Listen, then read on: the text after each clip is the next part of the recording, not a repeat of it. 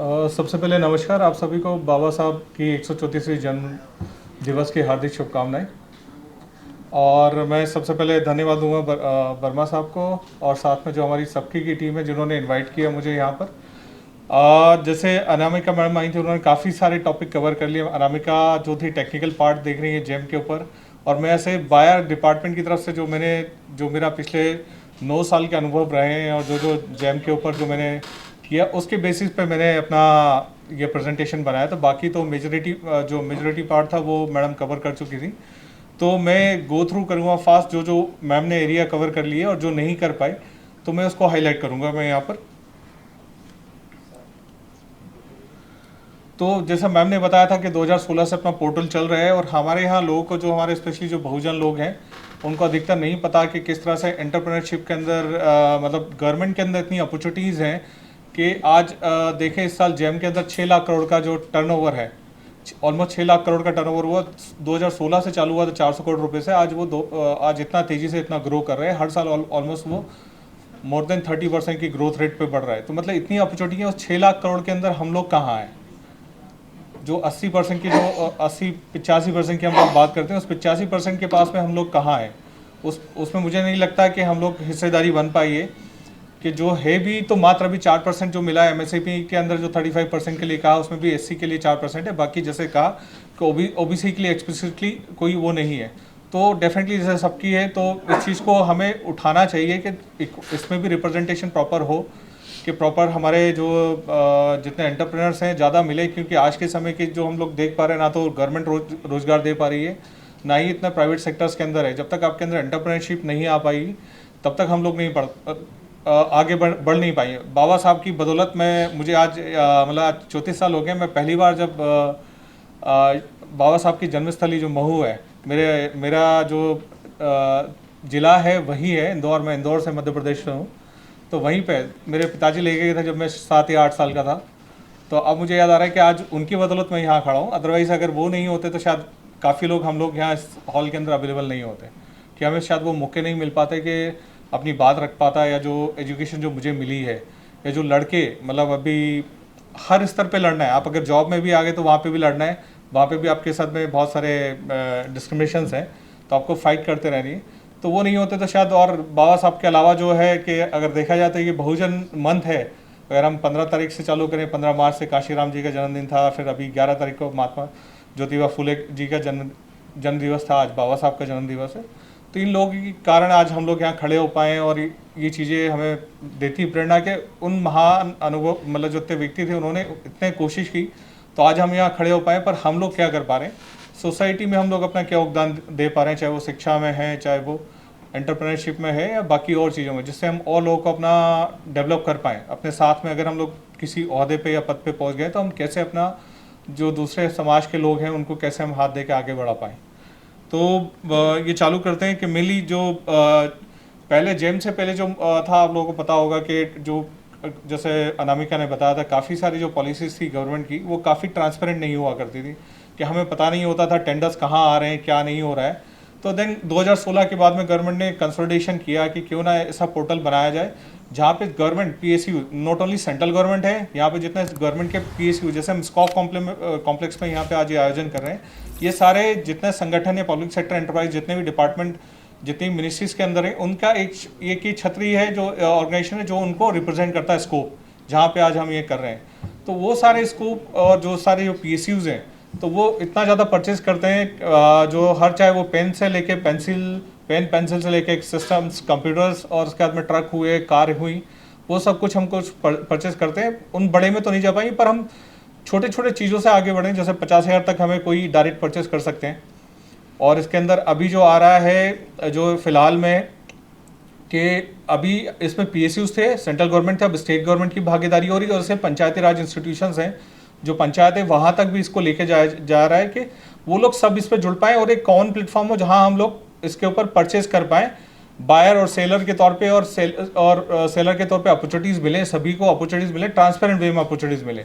तो ये बहुत ही अच्छा प्लेटफॉर्म है कि और आगे ग्रो करेगा। अगर और चीज़ें इसमें सुधार की ज़रूरतें हैं, जैसे भाई साहब जा रहे हैं, क्वेश्चन किए थे उन्होंने, तो काफ़ी सारे सुधारात्मक ज़रूरत है। जो पॉलिसी डिसीजन है, जेम जेम तो सिर्फ एक आपके पास में एक प्लेटफॉर्म प्रोवाइड कर रहा है, और इसमें पॉलिसीज बनाने वाले हैं एमएसएमई मिनिस्ट्री ऑफ जो है एमएसएमई है, देन हमारे सोशल जस्टिस मिनिस्ट्री है, बाकी डिफरेंट जो मिनिस्ट्री ऑफ अलग अलग जो मिनिस्ट्रीज है वो अपनी पॉलिसीज बनाती है और जिसको जेम के थ्रू माध्यम से थ्रू इम्प्लीमेंट करते हैं। तो जेम सिर्फ एग्जीक्यूशन कर रहा है, जेम के पास में अपना कोई पॉलिसी मेकिंग नहीं है, उन पॉलिसीज को सिर्फ वो इम्प्लीमेंट करता है। अगर कोई उसके अंदर कुछ सुधार चाहिए तो डेफिनेटली वो होते हैं, और वो कंसर्न मिनिस्ट्रीज के थ्रू होते हैं रादर देन जेम के थ्रू। तो मेनली जो पहले परचेज जो डिफरेंट डिपार्टमेंट्स या सेंट्रल गवर्नमेंट स्पेशली जो जितने भी डिपार्टमेंट्स हुआ करते थे, हर एक की अपनी एक फाइनेंशियल, सबके अपने पास फाइनेंशियल एडमिनिस्ट्रेटिव पावर हुआ करते थे, किस तरह से उन्हें परचेज करना है, किस तरह से उन्हें टेंडर करनी है।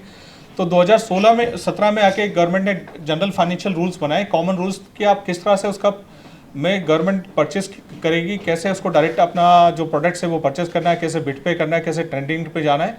तो उसी जीएफआर के अंदर प्रोविजंस आए, जीएफआर में 149 डाला गया और जेम को वहाँ पे एक व्हीकल बनाया गया जिसके थ्रू सारा प्रोक्योरमेंट और सारा परचेज होगा।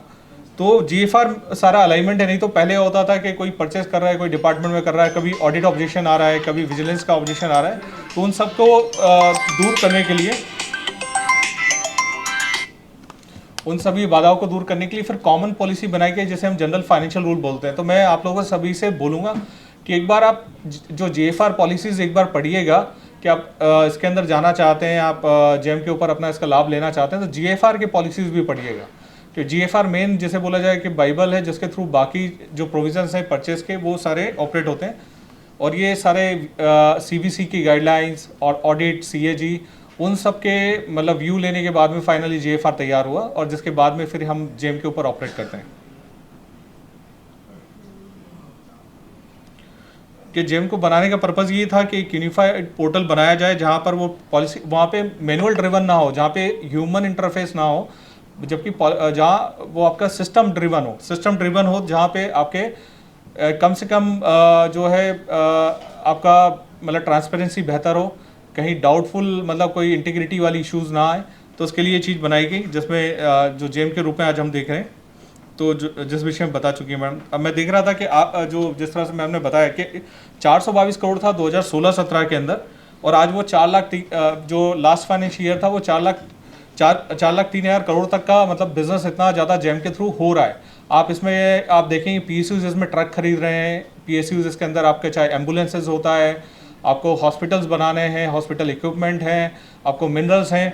तो इतना सारा, इतना तेज़ी से ये ग्रो कर रहा है। आप देखिए कि ऑलमोस्ट 100 टाइम्स, ऑलमोस्ट 10x के ग्रोथ से बढ़ रहा है। आप देखिए 400 करोड़ का बिजनेस हुआ था 2016 में, फिर नेक्स्ट ईयर 5,000 हुआ, 17,000। इतना फास्ट ग्रोथ कहीं और नहीं है प्लेटफॉर्म के ऊपर, जो अपॉर्चुनिटी जेम दे रहा है।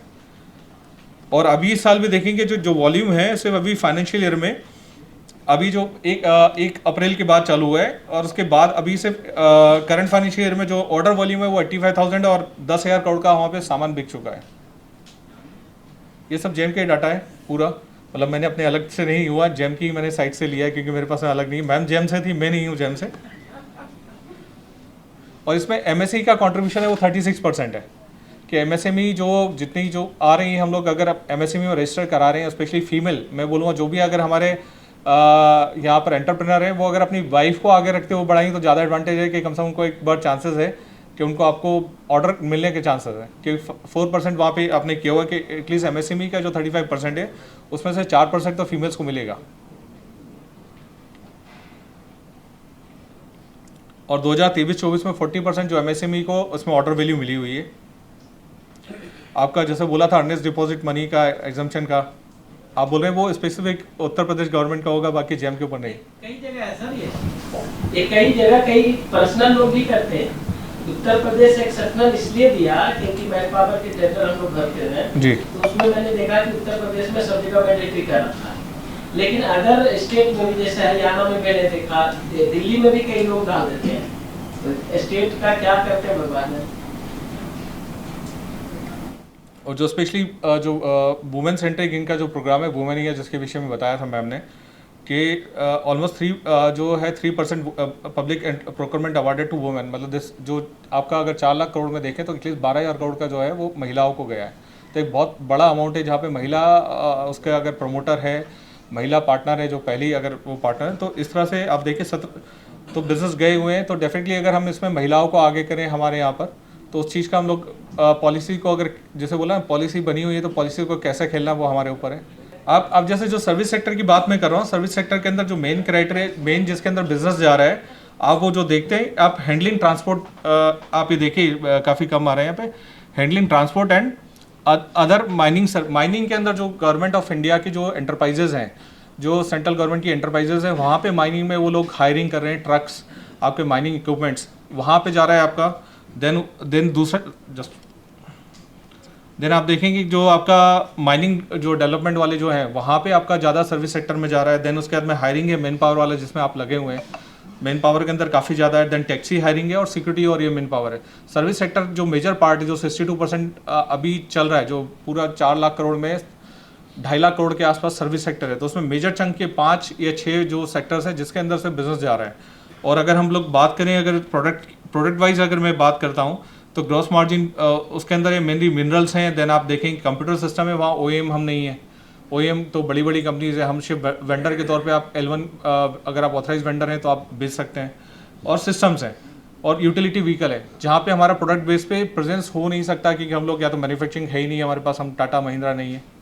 तो एटलीस्ट सर्विस सेक्टर जो है कि आप एक है ग्रोथ पार्ट जिसमें हम जा सकते हैं, या फिर हम ओरिजिनल इक्विपमेंट जो मैन्युफैक्चर हैं उनके वेंडर, हम ऑथराइज वेंडर बन के अगर हम वहाँ लोग जा पाएँ तो वहाँ पे एक हमारे पास में स्कोप्स हैं। बाकी आपने एनालिटिकल देखें कि इस मामले में तो ये बेहतर होगा कि जैम के अंदर जो स्टैटिस्टिक जो आ रहे हैं उनके पास में, उसको जो डिस्ट्रीब्यूशन दे रहे हैं वो काफ़ी अपनी वेबसाइट पे डिस्क्लोजर्स दे रहे हैं। तो वहाँ से हमें काफ़ी सारा डेटा मिल सकता है कि हम किन किन प्रोडक्ट्स के अंदर जाएँ। जो प्रोडक्ट वाइज वो डिटेल दे रहे हैं, कितने वेंडर्स उसमें आ रहे हैं, कितने OEM आ रहे हैं और कितना ग्रोस वैल्यू आ रहा है, तो हम उसको टारगेट कर सकते हैं जहाँ पे हमारा प्रेजेंस नहीं है। तो वो इस मामले में जैम को मैं बोलता हूँ कि वो ट्रांसपेरेंट है, वो डिस्क्लोजर दे रहे हैं। उन एरिया को हम कर सकते हैं जहाँ कंपटीशन से कम, मतलब जहाँ कंपटीशन भीड़ के बजाय कम भीड़ है, तो अगर वहाँ कंपटीशन कर सकते हैं तो वहाँ जा सकते हैं हम लोग।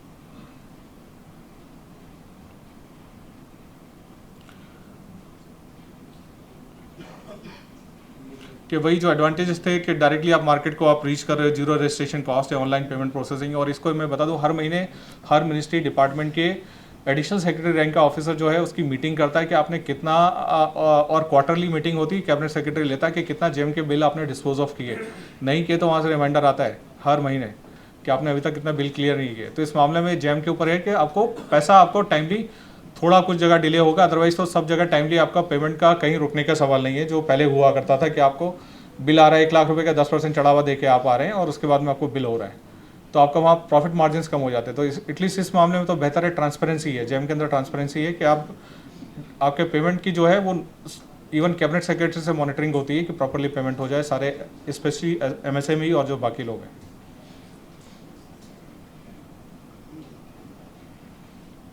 अब ट्रेनिंग की बात करें कि इनका जिस तरह से बताया गया था, काफ़ी अच्छा ट्रेनिंग शेड्यूल है। वो आप इनके साइट पे जाइए, आपके अलग अलग मॉड्यूल्स लगें कि कैसे हमें बायर के तौर पे, हमें बायर्स के लिए अलग मॉड्यूल है और सप्लायर के लिए अलग अलग मॉड्यूल हैं, कैसे मुझे बिड डालनी है, कैसे मुझे डायरेक्ट सेल पे जाना है। तो और इनका ट्रेनिंग शेड्यूल भी जैसे सबकी है, तो हम लोग इनके साथ मिलकर कोलैबोरेट भी कर सकते हैं। अपने अलग अलग डिस्ट्रिक्ट जहाँ पे एंटरप्रेन्योर हमारे इंटरेस्टेड है, हम वहाँ चाहे तो लाइव सेशन भी करा सकते हैं, उनका जेम के साथ कंडक्ट कर सकते हैं। और ट्रेनिंग देने में वो काफ़ी बेहतर तरीके से उनके ट्रेनिंग मॉड्यूल हैं, जिसके थ्रू हम अपने जो बाकी एंटरप्रेन्योर भाई लोग हैं उन सबको दे सकते हैं ट्रेनिंग। और अलग अलग लैंग्वेज है, 12 लैंग्वेज में है, पूरा प्रोग्राम्स हैं।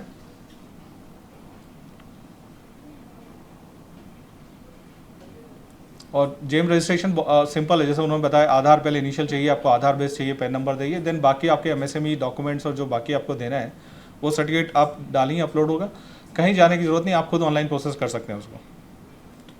और जो जिस तरह से बताया था फाइनेंशियल सपोर्ट मैकेनिज्म आ रहा है इनका 10-10-10 और सहायता वाला आ रहा है, ये सबसे अच्छा एक इनिशिएटिव है कि आपके पास में पैसा नहीं, आपका ऑर्डर मिल गया, सपोज आपकी उस पर ऑर्डर मिल गया, तो आप जाके 80% तक आप उनसे फाइनेंस ले सकते हैं और जब आएगा तो वो आप उसको रिटर्न कर सकते हैं। अब जो बात हो रही थी कि ग्रॉस मार्जिन जो इसका GMV डिस्ट्रीब्यूशन बाय बायर, आप देखें सेंट्रल गवर्नमेंट का ऑलमोस्ट 35% है, सेंट्रल पब्लिक सेक्टर एंटरप्राइजेस का 50% से ऊपर, जिसमें आपका NTPC सबसे बड़ा प्लेयर है, NTPC है, देन BHEL है, सेल है, तो ऐसे बड़े बड़े जो प्लेयर्स हैं, और अगर मिनिस्ट्रीज़ में बात किया है तो मिनिस्ट्री ऑफ डिफेंस है, मिनिस्ट्री ऑफ हेल्थ है, जहाँ पे सबसे ज़्यादा परचेज हो रहा है। तो उन लोगों को हम टारगेट देख सकते हैं कि कौन कौन सा उनके पास में रिक्वायरमेंट हो रहा है। एनटीपीसी काफ़ी बड़ा है, और लोकल बॉडीज़ का आप देखिए कि 3% अभी पंचायती राज इंस्टीट्यूशंस हैं जो हमारी पंचायत से हैं। अब पंचायत भी वो इनसे लिंक होकर परचेज कर रही है, तो वो एरिया है कि हम लोकली उसको टारगेट कर सकते हैं कि लोकली, क्योंकि वो बहुत ज़्यादा होता है। कई बार आप जैसे अनुभवी है, तो जेम पे आप परचेस कर रहे हैं तो वो लोकल आपका वेंडर का मांगता है कि लोकल वेंडर कौन सप्लायर, लोकल सप्लायर कौन है। तो उस जगह हम टारगेट कर सकते हैं पंचायती राज जहाँ पे है कि छोटे छोटे जो डिस्ट्रिक्ट अपने डिस्ट्रिक्ट में फोकस कर सकते हैं, कहाँ कहाँ सेंट्रल गवर्नमेंट ऑफिसर्स हैं, कौन उसमें कर रहा है। तो लोकली हम अपने ऑफिसर्स के थ्रू या उसके थ्रू हम लोग इसको अटैच कर सकते, मतलब टारगेट कर सकते हैं पूरा।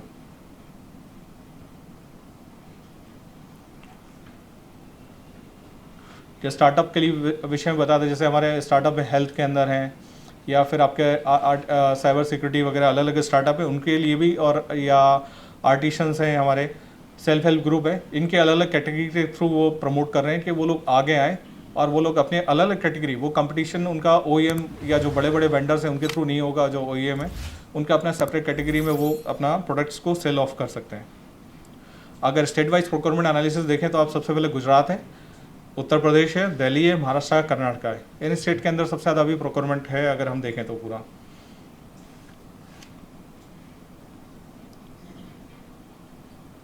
और पिछले साल, मतलब पहले अभी तक सेंट्रल गवर्नमेंट और हम PSU देख रहे थे, और अब देखें इसके अंदर जाके तो ऑलमोस्ट स्टेट और यूट्यूब जो यूनियन टेरिटरीज है उनका प्रोक्योरमेंट बढ़ते जा रहा है 54% की ग्रोथ रेट के साथ में।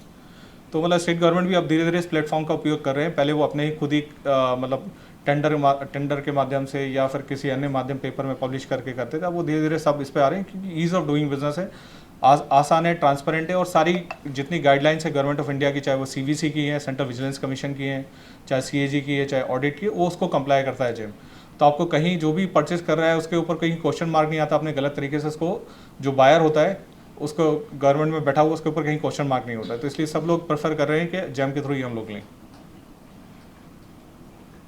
और जो पंचायती राज में है कि वो आपको पंचायती राज ई-स्वराज, ई-ग्राम स्वराज पोर्टल, जो पंचायत की रिक्वायरमेंट है, लाइट लगानी है कहीं कहीं उनको गाँव के अंदर जो काम है, तो उन सब का भी आ रहा। देखिए मतलब 2023 तक 240 करोड़ के अभी तक इन्होंने 17,000 ऑर्डर पंचायती राज इंस्टीट्यूशंस ने, जो पंचायत हैं अक्रॉस द इंडिया, उन्होंने इस पर ऑर्डर दिए हैं।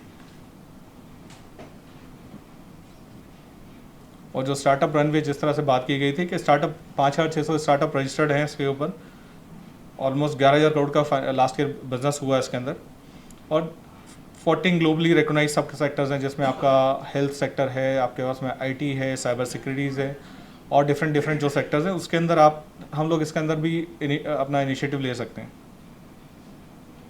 देन 1 डिस्ट्रिक्ट 1 प्रोडक्ट वाला भी जो कॉन्सेप्ट्स हैं वो भी उसके अंदर भी प्रोडक्ट सेल्स हो रहे हैं, जो जिसमें GI टैग वगैरह जो हैं, कहीं जैसे मुरादाबाद के आपका पीतल हुआ, या फिर और कहीं की पेंटिंग्स हुई, हैंडीक्राफ्ट्स हुए, तो सब जो GI टैग वाले कि वो स्पेसिफिक वहीं से स्पेसिफिकेशन जो जिनको GI टैग मिला हो वो वहीं से परचेस होगा, जो वहाँ के लोकल वेंडर्स होंगे।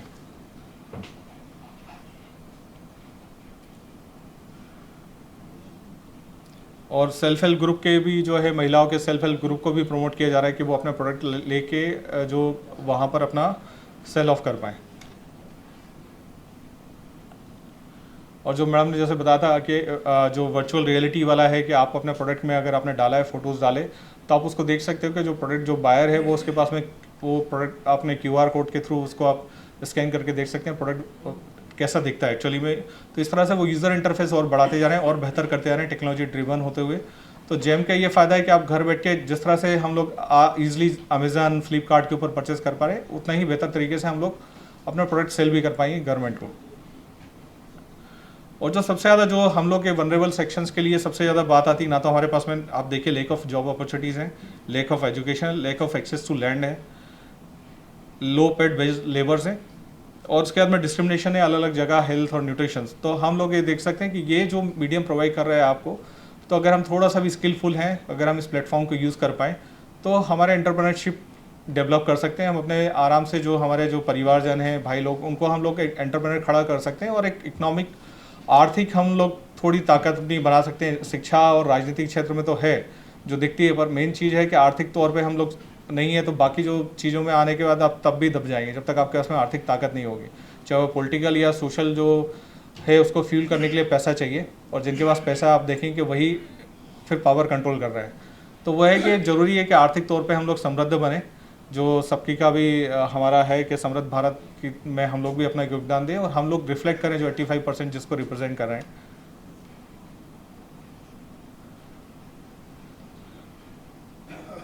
और कुछ जो पॉलिसीज़ है गवर्नमेंट की साथ में मुद्रा वाली, स्किल इंडिया, डिजिटल इंडिया, और इन सब का बेनिफिट लेते हुए जो जैसा नेक्स्ट जो सेशन है जो हमारा, शायद उसके अंदर भी सर इन विषयों पर डिस्कशन करेंगे कि कैसे उन स्कीम्स का हम लोग फ़ायदा लेते हुए जैम के अंदर और बाकी जगह भी हम लोग बेनिफिट ले सकते हैं। मैं ज़्यादा नहीं बता पाया क्योंकि मैम ऑलरेडी पूरा समझा चुकी थी, वो टेक्निकल पार्ट वो सब कुछ जो उन्होंने बताया वही कवर था, रिपीट हो रहा था। तो आप सबका धन्यवाद कि आपने अपॉर्चुनिटी दी मुझे।